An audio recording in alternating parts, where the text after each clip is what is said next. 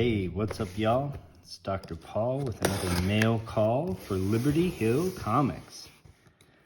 The channel is about sharing my over 40 years of experience collecting, investing, and conserving comic books with you, the viewer. In today's mail call, we're opening a modern masterpiece.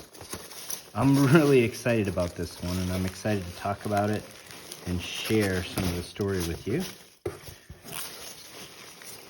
This is a first appearance key book for a major character that has already starred in her own Netflix series and is slated to return to the MCU. The impact this book had and continues to have on the hobby, the MCU, and even the broader culture is not insignificant.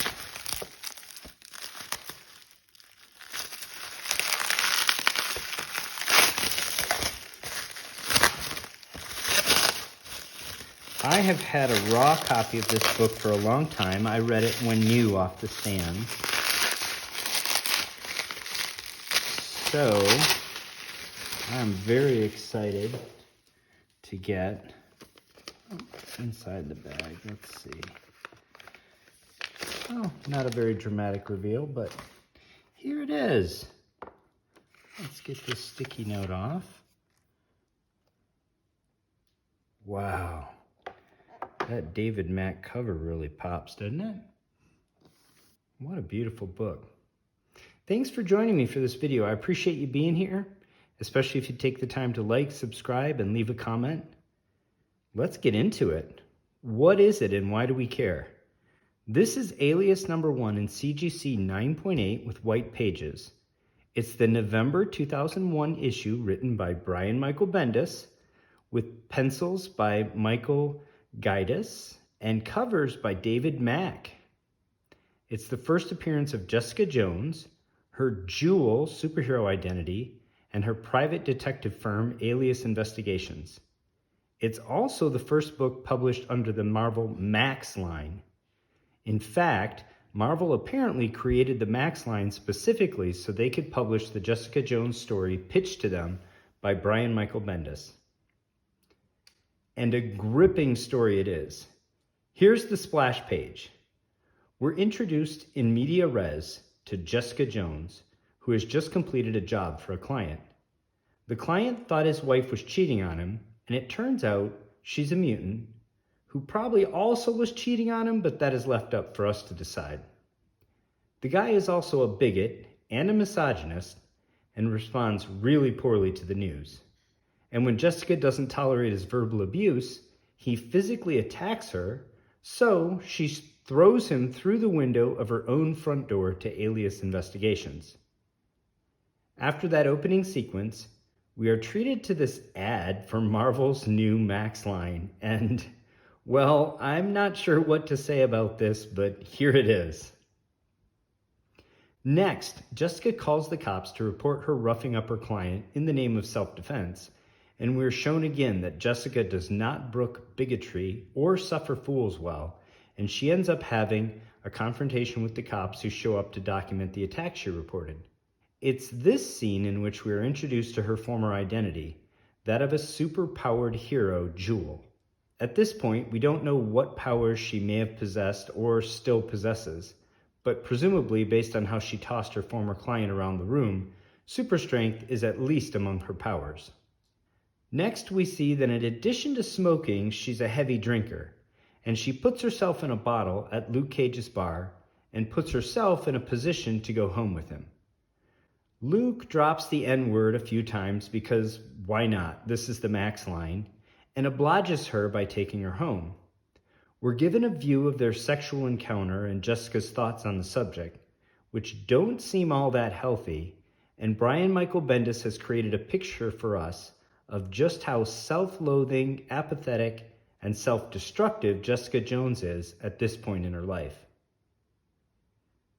The next day, Jessica meets a new client who tells her a story of her sister disappearing and implores Jessica to find her. We get a bit of Jessica's private eye process, and she finds the sister, who is apparently in a relationship with Steve Rogers. And while in the process of staking out the sister, Jessica inadvertently videotapes Steve Rogers changing into Captain America, and thus ends issue number 1. The first story arc is 5 issues and ends with a very satisfying outcome for Jessica and Cap. That story arc makes up half of the first trade paperback, titled Alias Volume 1, which covers issues 1 through 9, the first 2 story arcs. And that brings me to an interesting fact. As far as I can tell, the only way to read these stories is currently in paper, either the floppy copy or the trade, because this story is not on Marvel Unlimited, and I did not see a digital version available for sale on Amazon either. Presumably, Disney's ownership of Marvel is to blame for us not getting access to the R-rated comics. I searched for the rest of the Max line and didn't find any on Marvel Unlimited. But for me, that only adds to the reason I want to own the comic book, and I think it will help drive demand long-term for the physical comic. Alias was published from 2001 to 2004, 28 issues in total, and won numerous awards, including the Harvey Award for Best New Series in 2002, and the Comics Buyer's Guide Favorite Comics Series of 2003. The series developed the character of Jessica Jones and ret-conned her squarely into the Marvel 616 in a relationship with Luke Cage. After her series ends, her adventures with him continue in the title New Avengers, which Marvel launched in 2004 and was, of course, also written by Brian Michael Bendis. The Alias comic book series was the inspiration for the first season of the Netflix show Jessica Jones, which is my personal favorite of the Netflix Marvel Comics series.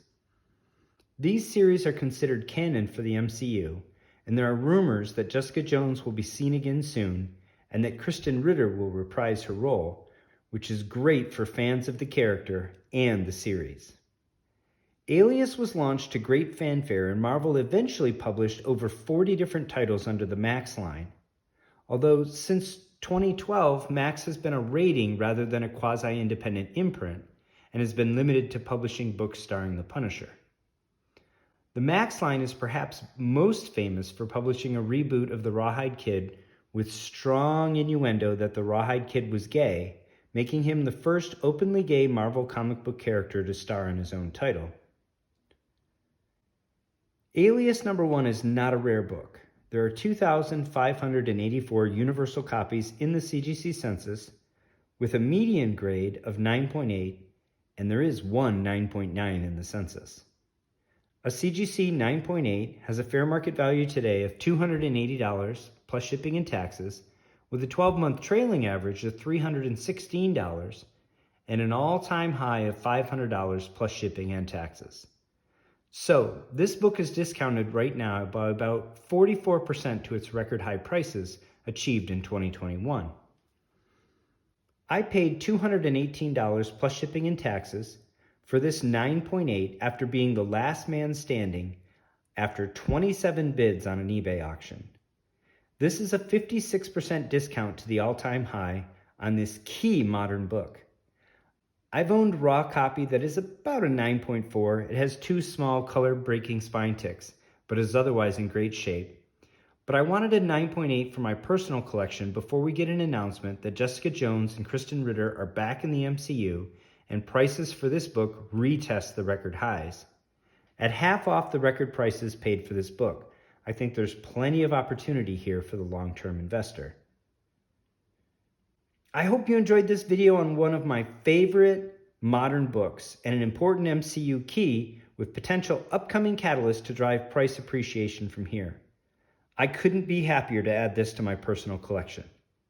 Anyone else a fan of this book, this series, the rest of the Max line, or the Jessica Jones Netflix show? Let me know in the comments below. If you enjoyed this video, please hit the like button and subscribe to the channel. And until next time, happy hunting and take care of one another.